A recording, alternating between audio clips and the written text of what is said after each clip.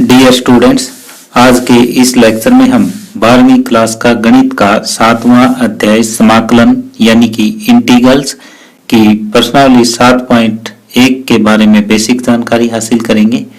तो यहाँ बेसिक जानकारी में हम आपके साथ ये डिस्कस करने वाले हैं कि समाकलन क्या है और समाकलन से संबंधित महत्वपूर्ण जो सूत्र है वो कौन कौन से हैं, ये आपके साथ हम डिस्कस करेंगे। अब यदि हमें एक फलन का अवकलज दिया हुआ है और वो फलन हमें ज्ञात करना है तो हम समाकलन का प्रयोग करेंगे, यानी कि अवकलज का जो विपरीत है, अवकलज का जो व्युत्क्रम है वो समाकलन है। तो मैं ये बात आपको लिख के बता रहा हूं ताकि आपको याद रह जाए कि समाकलन क्या है। समाकलन जो है वो अवकलन का व्युत्क्रम होता है। दूसरा, निश्चित प्रतिबंधों के अंतर्गत फलन के आरेख से घिरे क्षेत्र का क्षेत्रफल ज्ञात करने के लिए भी हम समाकलन का प्रयोग करेंगे। यानी सबसे पहले तो मैंने ये बताया कि समाकलन है क्या। समाकलन जो है वो अवकलन का व्युत्क्रम होता है। जैसे हमें किसी फलन का अवकलज दिया हुआ है और वो फलन हमें ज्ञात करना है तो हम समाकलन का प्रयोग करेंगे। दूसरी बात मैंने आपको ये बताई है कि अगर आपको निश्चित प्रतिबंध दिए हुए हैं और फलन का आरेख दिया हुआ है, उस आरेख और उन प्रतिबंधों से घिरे हुए जो क्षेत्र को क्षेत्रफल ज्ञात करने के लिए हम समाकलन का प्रयोग करेंगे। किस टाइप से? जैसे यहाँ पे x जो है ग्रेटर देन इक्वल टू 0 है, y greater than equal to 0 है और ये जो है इस टाइप से रेखा बन रही है। तो जैसे ये क्षेत्र घिरा हुआ है, इस क्षेत्र को हम मापने के लिए यानी इसका क्षेत्रफल ज्ञात करने के लिए हम समाकलन का प्रयोग करेंगे। अब समाकलन जो है वो दो तरह के होते हैं, एक निश्चित समाकलन और दूसरा अनिश्चित समाकलन। और यहाँ +2 में हम दोनों तरह के समाकलन आपके साथ डिस्कस करेंगे। और समाकलन को जो है वो प्रति अवकलज भी कहा जाता है। ये मैंने आपको दूसरी लैंग्वेज में ऊपर बता दिया था कि समाकलन जो है अवकलन का व्युत्क्रम होता है, चाहे आप ये कह दो कि ये प्रति अवकलज होता है। तो अब यहाँ पे कुछ एक महत्वपूर्ण सूत्र जो आपके साथ में डिस्कस करने वाला हूँ। जैसे अब आगे मैं कुछ फार्मूले आपके साथ डिस्कस कर रहा हूँ, वो फार्मूले देखो। जैसे आपको ये पता है कि d/dx किसी भी अचर यानी कांस्टेंट का क्या होता है? 0 होता है। तो ये निशान होता है समाकलन का। तो यहाँ पे 0 का जो समाकलन है वो कोई कांस्टेंट होगा।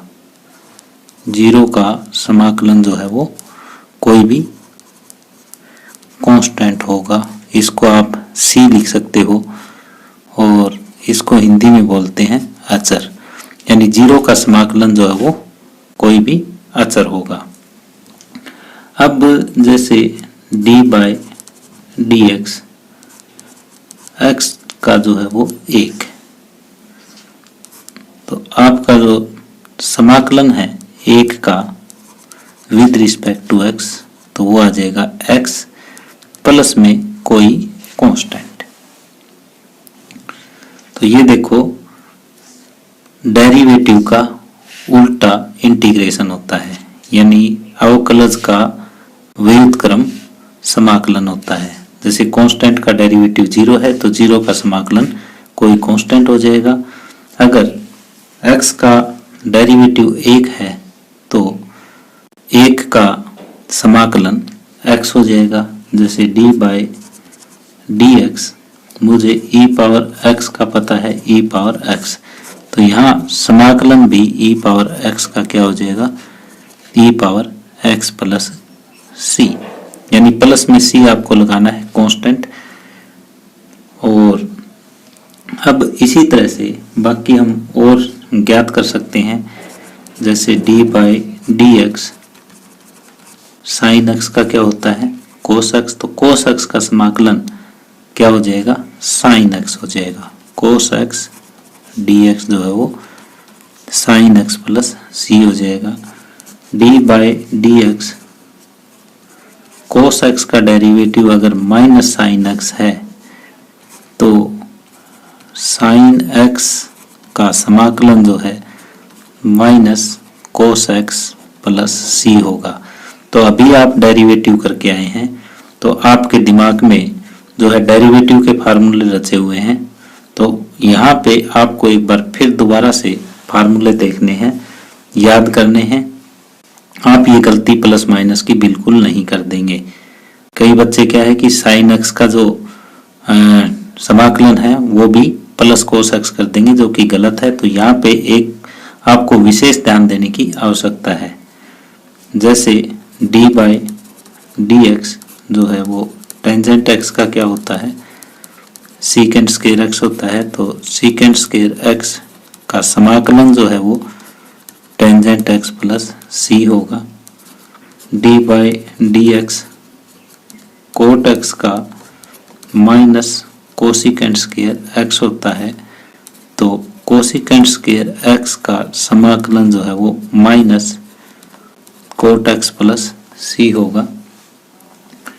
इसी तरह से सीकेंट एक्स का क्या होता है, d by d x secant x का secant x into tangent x. तो ये secant x into tangent x d x ये हो जाएगा सीकेंट एक्स प्लस सी।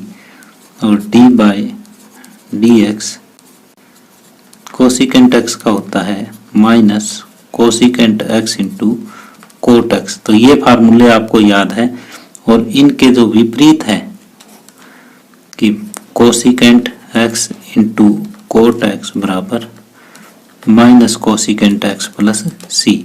तो यहाँ पे मैंने ये फार्मूले लिखे हैं। ये सभी फार्मूले जो हैं ये अवकलज के व्युत्क्रम है।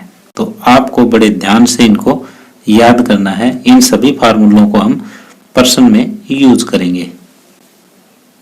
आगे कुछ एक फार्मूले और हैं, जैसे d by d x inverse वाले। साइन इनवर्स एक्स जो है वो होता है 1/1 minus x square under root. तो अब समाकलन 1/1 minus x square d x जो है वो हो जाएगा साइन इनवर्स एक्स प्लस में कोई कांस्टेंट। अब डी बटे डी एक्स कोस इनवर्स एक्स का होता है -1/1 माइनस एक्स स्क्वायर। तो यहाँ पे जो समाकलन होगा वो 1/1 माइनस एक्स स्क्वायर को हम ये भी लिख सकते हैं कि minus cos inverse x plus c.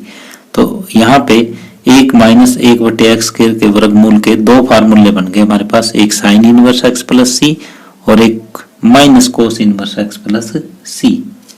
तो इसी तरह से डी बाई डी एक्स।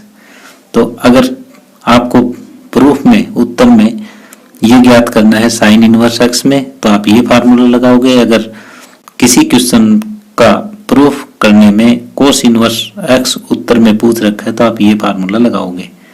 अगर कुछ पूछ नहीं रखा है तो मोस्टली जो है पहले वाला फार्मूला हम यूज करते हैं।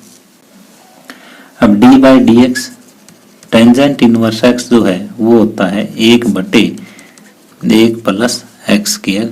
तो 1/1 plus x square d x हो जाएगा tangent inverse x plus c. यानी मैं व्युत्क्रम ही लिखता जा रहा हूँ और आपको हो सकता है कि थोड़ी सी परेशानी एक बार आए, क्योंकि जब भी हम सीधे चलते चलते विपरीत चलते हैं तो थोड़ी सी परेशानी आती है। लेकिन थोड़ा सा अगर आप इन पे टाइम लगाओगे तो ये लर्न हो जाएंगे और क्वेश्चन जो है वो आसानी से हल होते जाएंगे। अब नेक्स्ट जो है d by d x cot inverse x. तो इसका -1/1 प्लस एक्स स्क्वायर आपने यूज किया है अवकलज। तो 1/1 प्लस एक्स के डी एक्स को हम ये भी लिख सकते हैं minus cot inverse x plus c. अब d by d x next में मैं सीकेंट इनवर्स एक्स का आपके साथ डिस्कस कर रहा हूँ। ये होता है 1/x into x square minus 1। तो समाकलन 1/x into x square minus 1 का हो जाएगा सीकेंट इनवर्स एक्स प्लस सी। अगर ये चीज माइनस में है तो ये होता है कोसिकेंट इनवर्स एक्स का -1/x into x square minus 1। तो ये 1/x into x square minus 1 dx को हम ये भी लिख सकते हैं minus cosecant inverse x plus c. यानी ये जो दो फार्मूले हैं इनमें से हम कोई यूज कर लें। ये दो हैं, ये दोनों एक से हैं और ये दोनों एक जैसे हैं। अब हमें ये देखना पड़ेगा कि हमें उत्तर में किस टाइप से पूछ रखा है, भाई क्वेश्चन में कौन सा लगाएं। ये जब आगे हम एग्जाम्पल और क्वेश्चन डिस्कस करेंगे तब आप दोनों में अंतर समझ पाओगे कि कौन सा फार्मूला कहाँ यूज करना है। यदि कहीं कोई सिद्ध करना है तो सिद्ध करते टाइम कई बार तो ये लगाना पड़ सकता है, कई बार ये लगाना पड़ सकता है। अगर सिद्ध नहीं करना तो ये पहले वाले तीनों फार्मूले हम लगा के उत्तर क्वेश्चन का ज्ञात कर सकते हैं। अब d/dx log x का देखो 1/x होता है। तो यहाँ 1/x का समाकलन जो है वो log x प्लस में c ये हो जाएगा। अब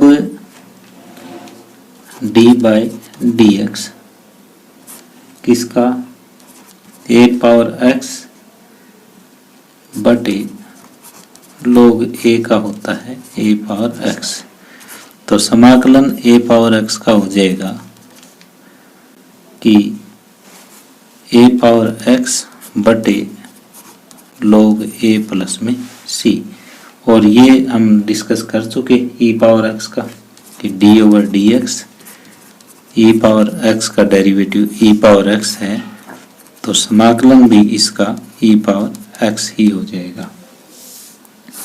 तो इस तरह से ये थोड़े से फार्मूले हैं जो आपको याद रखने हैं। तो मैं उम्मीद कर रहा हूँ कि आपको ये जल्द ही याद हो जाएंगे।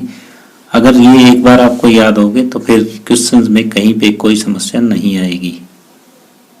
अब आगे है अनिश्चित समाकलनों के कुछ गुणधर्म, यानी अवकलज और समाकलज के प्रक्रम जो है वो एक दूसरे के व्युत्क्रम है। तो चाहे तो आप d/dx समाकलन आप x dx करते हो, यानी fx का पहले समाकलन किया फिर उसका डेरिवेटिव कर दिया, तो ये वापिस fx ही आ जाएगा। या फिर f' है और उसका आप समाकलन करते हो तो ये क्या आ जाएगा, ये भी fx प्लस c आ जाएगा और c कोई अचर है।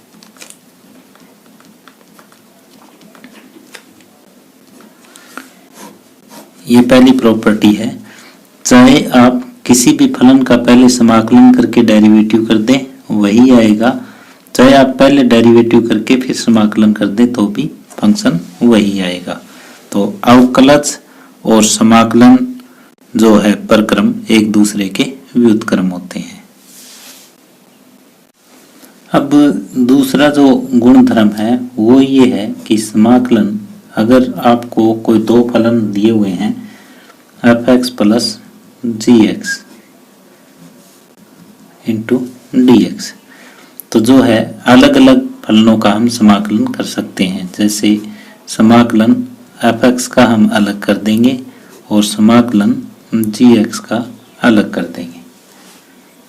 तो ये अगर इकट्ठा है, बीच में प्लस या माइनस है, तो हम पहला समाकलन अलग, बीच का वही निशान और ये कर देंगे। अगर बीच में गुणा का निशान है तब ये नहीं होगा, गुणा या भाग का निशान अगर बीच में है तब ये अलग अलग हम नहीं कर सकते।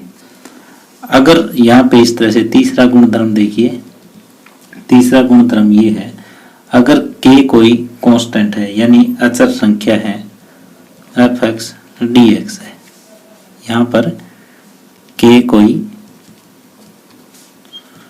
अचर संख्या है, तो हम क्या करेंगे, k fx dx समाकलन करते समय k को हम बाहर निकाल सकते हैं और जो फलन है इसका समाकलन कर देंगे, प्लस में ये c हो जाएगा।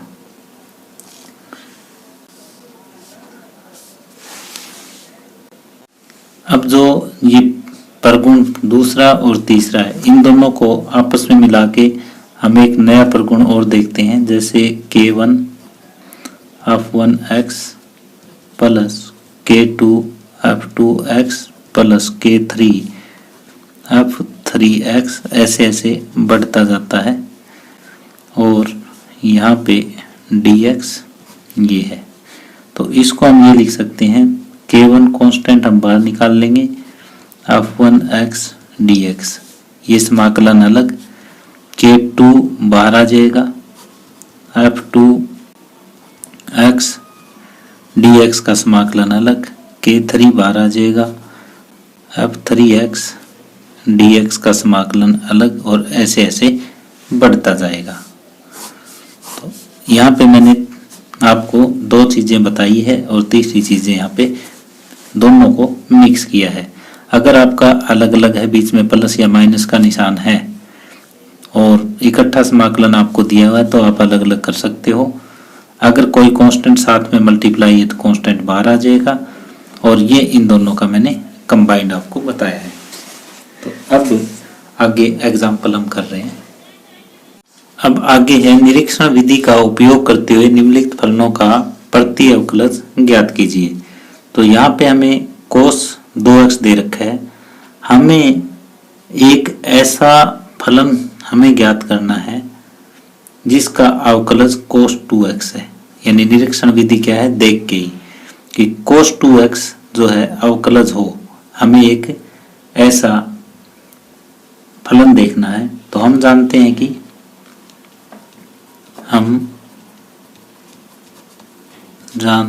कि d by d x sine 2x का क्या होता है, cos 2x इंटू में 2। अब 1/2 d by d x sine 2x बराबर क्या हो जाएगा, cos 2x। तो इसलिए cos 2x का जो समाकलन होगा वो क्या हो जाएगा, 1/2 साइन 2x और प्लस में c। तो यहाँ पे हमें ये देखना है कि cos 2x जो है वो किसका अवकलज है, वो sin 2x का अवकलज है, और साथ में 2 भी होता है, तो 2 को हम इधर ले आए, तो cos 2x का समाकलन जो है वो 1/2 sin 2x प्लस में c हो गया। अब दूसरा पार्ट है 3x स्क्वायर प्लस 4x की 3। तो हम यहाँ पे ऐसी खोज करना चाहते हैं जिसका जो अवकलज है वो 3x स्क्वायर प्लस में 4x की पावर 3 हो। तो हम यहाँ एक ऐसे फलन की खोज करना चाहते हैं जिसका अवकलज कितना हो, जिसका अवकलज 3x square plus 4x cube हो। तो यहाँ पे d/dx x क्यूब अगर देखते हैं या x पावर 4 देखते हैं तो इन दोनों का जो है जोड़ इन दोनों के जोड़ के बराबर ही होता है 3x square plus 4x cube. तो इसलिए इन समाकलन 3x square plus 4x cube का जो होगा वो x क्यूब प्लस में x की पावर 4 प्लस c होगा। अब 1/x दिया हुआ है, यहाँ पे भी हमें एक ऐसे फलन की खोज करनी है जिसका अवकलज 1/x हो। तो हमें यहाँ एक ऐसे फलन की खोज करनी है जिसका अवकलज 1/x x है। तो ये देखो d बटे dx मैं log x करता हूँ तो इसका 1/x है, और d बटे dx log माइनस x का करते हैं तो -1/x इंटू -1 यानी 1/x इसका है। तो इसका अर्थ ये हुआ कि 1/x dx जो है वो हो जाएगा log, एक बार तो प्लस का x एक बार माइनस का x प्लस में c, कि डेरिवेटिव log x का भी 1/x होता है और डेरिवेटिव log माइनस x का भी 1/x होता है। अब दूसरे उदाहरण का तीसरा भाग है x की power 3/2 plus 2e power x minus 1/x dx। तो यहाँ पर x पावर 3/2 का हम अलग कर देंगे, प्लस में 2 कांस्टेंट है ये बाहर आ जाएगा, e power x dx minus 1/x dx ये हो जाएगा। तो x की पावर 3/2 है तो 1 बढ़ जाएगा और 3/2 में 1 नीचे हम जोड़ देंगे, 2 e पावर x का डेरिवेटिव e पावर x और समाकलन भी e power x minus 1/x का समाकलन log mod x प्लस में c। तो ये आ जाएगा 3 और 2 5/2, ऊपर जाएगा तो 2/5, x की 5/2 प्लस में 2 e power x minus log mod x plus में c। तो इस तरह से उदाहरण नंबर 2 का भाग नंबर 3 कंप्लीट हुआ। अब आगे उदाहरण नंबर 3 है, निम्नलिखित समाकलनों को ज्ञात कीजिए। sin x plus cos x, ये इकट्ठा दिया हुआ है, सबसे पहले तो हम अलग कर लेंगे, sin x का अलग कर लेंगे, cos x का dx अलग कर लेंगे।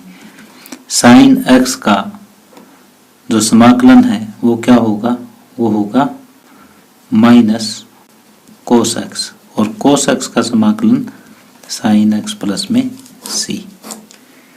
तो ये आपको फार्मूले आएंगे तो ये क्वेश्चन आते जाएंगे, तो इसलिए जो फार्मूले मैंने इस लेक्चर की शुरुआत में लिखवाए हैं तो वो आप जरूर याद करें।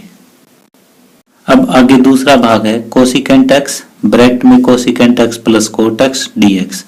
तो ये कोसिकेंट x है, इसकी इन दोनों जगह हम गुना करेंगे, cosecant x into cosecant x हो जाएगा कोसिकेंट स्क्वायर x, बीच में प्लस का निशान है तो प्लस, फिर कोसिकेंट x की कोट x के साथ गुना। अब ये इकट्ठा है, बीच में प्लस का निशान है तो अब इसको अलग अलग कर देंगे, कोसिकेंट स्क्वायर x अलग हो जाएगा, cosecant x into coat x dx ये अलग हो जाएगा। कोसिकेंट स्क्वायर x का जो है वो इंटीग्रेशन कितना होता है ये अब आपको पता होना चाहिए, ये होता है माइनस कोट x, और cosecant x into coat x का माइनस कोसिकेंट x और प्लस में c आ जाएगा। तो इस तरह से उदाहरण नंबर 3 का भाग 2 कंप्लीट हुआ। अब तीसरा भाग है 1 माइनस साइन x बटे कोस स्क्वायर x। तो नीचे सिंगल फलन है, ऊपर एक फलन के 2 भाग हैं तो इनको अलग अलग हम भाग देंगे, 1 बटे cos square x minus sine x बटे कोस स्क्वायर x ये हो जाएगा dx। तो 1 बटे कोस स्क्वायर x होता है सीकेंट स्क्वायर x, माइनस इसको लिख सकता हूं मैं साइन x बटे कोस x इंटू 1 बटे कोस x dx। इसको थोड़ा सोल्व करें तो ये हो जाएगा secant square x minus sine बटे कोस 10 और 1 बटे कोस सीकेंट x इंटू 10x और dx। तो अब इनको अलग अलग कर देंगे, सीकेंट स्क्वायर x को अलग कर देंगे dx के साथ, और secant x into tangent x को अलग कर देंगे। तो सीकेंट स्क्वायर x का डेरिवेटिव समाकलन क्या होगा, ये हो जाएगा टेंजेंट x, और सीकेंट x इंटू 10x का समाकलन सीकेंट x प्लस में c। तो इस तरह से उदाहरण नंबर 3 कंप्लीट हुआ। उदाहरण नंबर 4 है f(x) बराबर 4x पावर 3 माइनस 6 द्वारा परिभाषित फलन f का प्रति अवकलज कैपिटल F ज्ञात कीजिए, जहां f 0 बराबर 3 है। तो हमें f(x) ज्ञात करना है, यानी ये f(x) का प्रति अवकलज है और एफ एक्स का मान हमें दे रखा है 4x पावर 3 माइनस 6 dx। तो ये 4 बार आ जाएगा, x की पावर 3 dx माइनस 6 बार आ जाएगा 1 dx। तो 4 x की पावर 4/4 हो जाएगा, क्योंकि एक पावर बढ़ जाएगी उसी से डिवाइड हो जाएगा, माइनस 6। एक का समाकलन जो होता है वो x होता है प्लस में c। ये एफ एक्स का मान है, तो ये इससे कट जाएगा। एफ एक्स का जो मान है वो आ जाएगा x power 4 minus 6x plus में c। अब x के बराबर हमें 0 लिखना है, क्योंकि f0 बराबर 3 दिया हुआ है। तो ये हो जाएगा f0 बराबर 0 पावर 4 माइनस 6 गुना 0 प्लस में c, और f0 का मान दिया हुआ है 3। तो 0 माइनस 0 प्लस c की वैल्यू कितनी आई 3। तो यहाँ से अगर हम देखें तो एफ एक्स आ जाएगा x power 4 minus 6x plus में 3, और यही हमें ज्ञात करना था। तो इसी के साथ ही उदाहरण नंबर 4 कंप्लीट हुआ और आज का लेक्चर हम यहीं समाप्त कर रहे हैं। तो डियर स्टूडेंट्स, यदि आपको ये वीडियो पसंद आई हो तो प्लीज़ इसे शेयर करें और लाइक करें, और इस चैनल पे यदि आप नए हैं या आपने अभी तक इस चैनल को सब्सक्राइब नहीं किया है तो प्लीज़ इसे सब्सक्राइब कर लें। धन्यवाद।